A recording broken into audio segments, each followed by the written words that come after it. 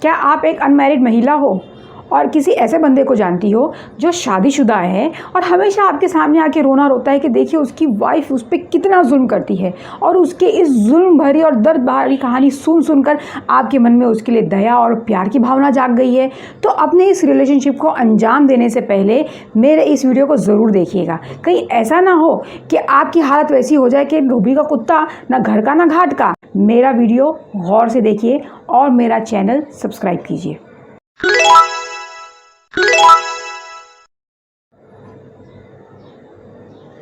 हाय viewers, जब domestic violence act enact किया गया तो सबके मन में ये ख्याल आया कि अरे वाह, अब तो लिविंग रिलेशनशिप भी प्रोटेक्टेड हो गया। बिल्कुल उसी तरीके से राइट जो एक वाइफ को अपने हस्बैंड के ऊपर है, एक लिविंग रिलेशनशिप में भी एक लड़की को उस लड़के के ऊपर है जो लोग साथ में रह रहे हैं। लेकिन क्या हर लिविंग रिलेशनशिप को प्रोटेक्शन मिला हुआ है? क्या हर लिविंग रिलेशनशिप को डोमेस्टिक रिलेशनशिप कह सकते हैं अंडर डोमेस्टिक वायलेंस एक्ट? इस चीज़ का जवाब दिया है सुप्रीम कोर्ट ने अपने जजमेंट में, जो है इंदिरा शर्मा का जजमेंट। इस जजमेंट का डिस्क्रिप्शन आप इस वक्त मेरे स्क्रीन पर देख रहे होंगे।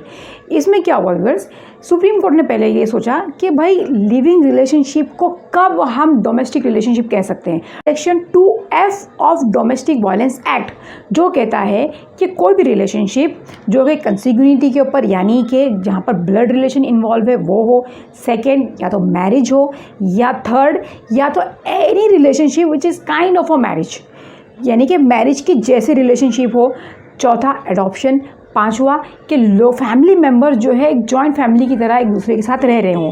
तो ये सारे जो रिलेशनशिप हैं, इन रिलेशनशिप को डोमेस्टिक रिलेशनशिप कहा गया है। और इसके अंदर जो लेडी हैं, जो फीमेल है, उनके राइट्स को प्रोटेक्ट किया गया है और उनके फेवर में बहुत से ऑर्डर्स दिए गए, प्रोटेक्शन ऑर्डर दिया गया, मॉनिटरी रिलीफ दिया गया है, कोई इंजंक्शन दिया गया है, बहुत सारी चीज़ें जो है एक फ़ीमेल के फेवर में दी गई है। अब ये मैटर के अंदर क्या हुआ कि एक ऐसा मैटर आया जिसके अंदर एक हस्बैंड था, हस्बैंड इन द सेंस किसी और का हस्बैंड, वो ऑलरेडी शादीशुदा था और उसके 2 बच्चे थे। इसकी मुलाकात एक लड़की से होती है जो उसी के ऑफिस में काम करती है।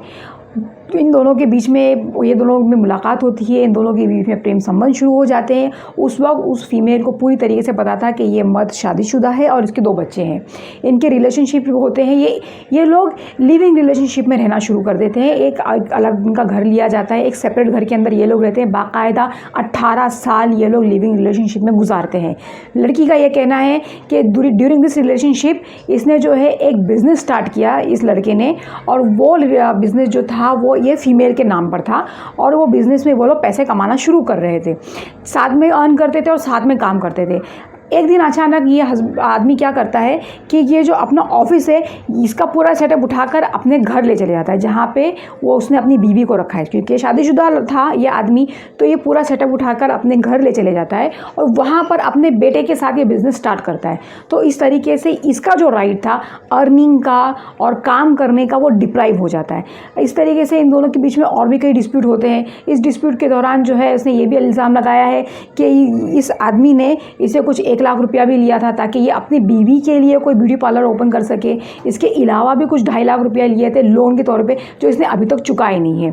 तो ये सारे चीज़ों को इकोनॉमिक अब्यूज़, वर्बल अब्यूज़, सारे अब्यूज़ कह के इसने एक सूट फाइल कर दिया डोमेस्टिक वायलेंस एक्ट के अंदर मजिस्ट्रेट कोर्ट के सामने। मजिस्ट्रेट कोर्ट के सामने ये मैटर चला। मजिस्ट्रेट कोर्ट ने ये देखा कि भाई 18 साल इनका रिलेशनशिप चला है, तो इसे हम डोमेस्टिक रिलेशन जो है वो कह सकते हैं।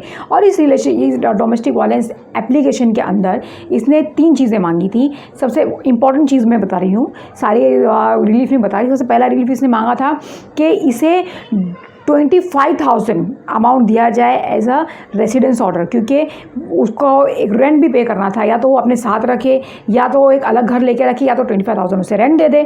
दूसरा इसका था कि मुझे 75,000 पर मंथ चाहिए ताकि मैं अपना एक्सपेंडिचर, मेरा मेडिकल एक्सपेंडिचर जो है वो मैं चला सकूँ, ऐसा उस फीमेल का कहना था। सबसे लास्ट में उसने मांगा कि मुझे 3,50,000 चाहिए एज अ कंपनसेशन, जो भी इसने मेरे साथ किया है, यानी कि जो भी वायलेंस मेरे पे हुआ है उसके लिए मुझे 3,50,000 चाहिए। ये सारी चीज़ों को टेकन इनटू कंसिडरेशन करते हुए मजिस्ट्रेट ने 18,000 पर मंथ जो है ग्रांट कर दिया उस फीमेल के फेवर में। ये मैटर अपील में हाई कोर्ट में गया। हाई कोर्ट में सबसे पहले यही क्वेश्चन उठा कि भाई क्या इस रिलेशनशिप को आप डोमेस्टिक रिलेशन करार दे सकते हैं, क्योंकि इसके पहले भी एक जजमेंट पास हुआ था वेलुस्वामी का। इसके अंदर कुछ टेस्ट दिए गए थे कि किस रिलेशनशिप को हम डोमेस्टिक रिलेशन करार दे सकते हैं। बहुत लेंदी आर्ग्यूमेंट हुआ, फिर उसके बाद हाई कोर्ट ने ये डिसाइड किया कि नहीं, ये रिलेशनशिप डोमेस्टिक रिलेशन नहीं है। जी हाँ, जो लोअर कोर्ट का जजमेंट था उसका बिल्कुल उलट जजमेंट यहाँ पर दिया गया। यहाँ पे बोला गया कि इसको डोमेस्टिक रिलेशन नहीं करार दिया जा सकता, इसीलिए इस फीमेल को कोई रिलीफ नहीं मिलेगी। इसके बाद ये फीमेल जाती है सुप्रीम कोर्ट में। सुप्रीम कोर्ट के अंदर भी सेम यही मुद्दा उठता है, क्या इसे हम डोमेस्टिक रिलेशन करार दे सकते हैं। सुप्रीम कोर्ट ने बहुत गहरा जजमेंट इसका दिया हुआ है। इसमें बहुत से लॉ को रिफ़र किया है, इंडिया ही के नहीं बल्कि जो बाहर के जो लॉ थे, जैसे कि यूके का लॉ था, साउथ अफ्रीका का लॉ था, बहुत सारे जो लॉ थे जो इस किस्म के रिलेशनशिप के ऊपर बेस्ड थे। इंडिया में भी जो मैट्रिमोनियल रिलेशनशिप के ऊपर जो लॉ था, ये सारे लॉ को मद्देनज़र रखते हुए सुप्रीम कोर्ट ने कुछ गाइडलाइंस बनाई है।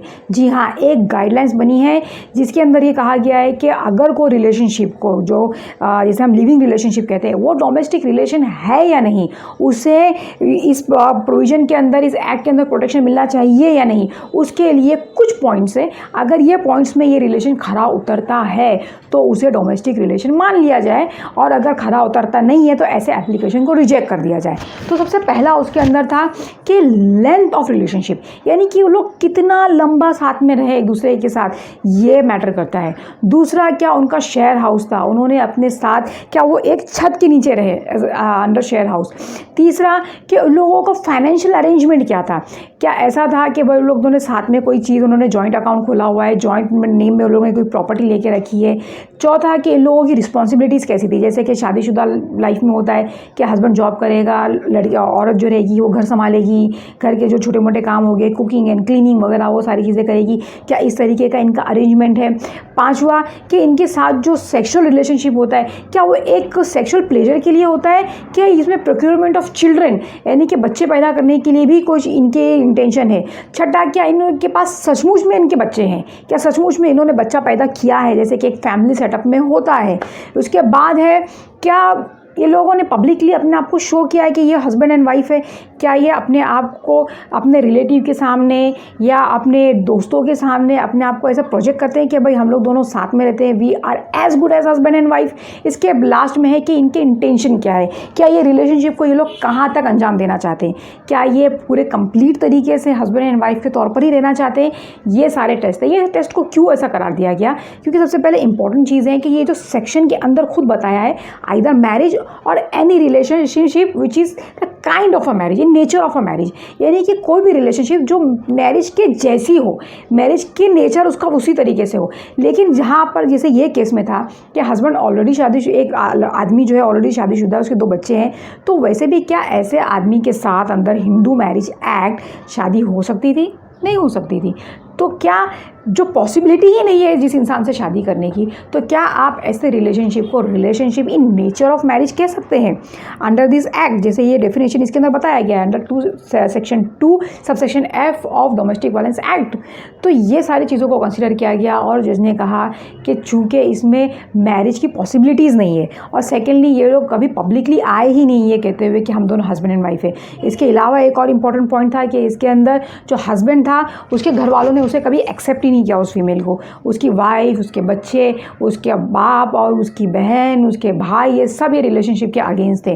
तो ऐसे सर्कमस्टेंसेस में जब ये लोग पब्लिकली ओपन नहीं कर रहे, इन लोगों ने कोई डॉक्यूमेंट भी नहीं बनाया, इनके कोई जॉइंट अकाउंट भी नहीं थे, तो ये तो साफ जाहिर करता है कि भाई इनके इंटेंशन ही नहीं थे कि एक फैमिली सेटअप जो है एक दूसरे के साथ क्रिएट किया जाए, सिर्फ एक प्लेजर के लिए या तो सिर्फ एक इमोशनल सपोर्ट के लिए किसी के साथ रिलेशनशिप मेंटेन कर लेना, यह जो है relationship in nature of marriage नहीं होता। अब इसके अंदर एक बहुत इंपॉर्टेंट और सीरियस पॉइंट, इसमें जज ने कहा कि भाई ऐसे सर्कमस्टेंसेस में एक फ़ीमेल का स्टेटस क्या होता है, क्या उसे वाइफ का स्टेटस दिया जा सकता है, क्या उसे ये स्टेटस दिया जा सकता है कि भाई वो एक वाइफ की तरह रहने वाली है? नहीं, उसे मिस्ट्रेस कहा गया, यानी कि रखेल। आई am sorry to say, I am sorry using this word, क्योंकि ये जजमेंट के अंदर है अ कॉन्क्यूबाइन और a mistress, but she can not be a wife. तो इस तरीके का स्टेटस जो है ऐसी फीमेल्स को मिलता है। और उसके साथ ये भी कहा जज ने कि खैर ये एप्लीकेशन को तो रिजेक्ट हो ही जाना चाहिए, ये मेंटेनेंस को तो वैसे भी ग्रांट नहीं होना चाहिए। इसके अलावा अगर उस आदमी की वाइफ और उसके बच्चे चाहे तो इस फीमेल के ऊपर केस कर सकते हैं। जी हाँ, वो लोग इस फीमेल के ऊपर ये केस कर सकते हैं कि इन्होंने इस घर के जो मेल मेंबर था, जो कि एक फादर भी था, एक हस्बैंड भी था, उसे अपने रिलेटिव से दूर रखा। इसीलिए टॉर्ट के अंदर भी ये एक तरीके का सूट बैठता है, ये लोग भी इसे सूट फाइल कर सकते हैं। तो देखा, सारे रिलेशनशिप को आप डोमेस्टिक रिलेशनशिप नहीं कह सकते। इसीलिए अगर आपके सामने ऐसी कोई सिचुएशन आती है तो ऐसे रिलेशनशिप में सीरियस होने से पहले प्लीज़ ज़रा 10 बार सोचिएगा और अपने पैरों पे कुल्हाड़ी मत मारिएगा। इसी तरीके से और भी अच्छे अच्छे जजमेंट्स मैं आपके सामने लाती रहूँगी। लीगली आपको बहुत सी चीज़ों को लेकर गाइड करती रहूँगी। मेरा चैनल देखते रहिएगा और अगर ये वीडियो पसंद आया तो इसे लाइक ज़रूर कीजिएगा। Thank you so much.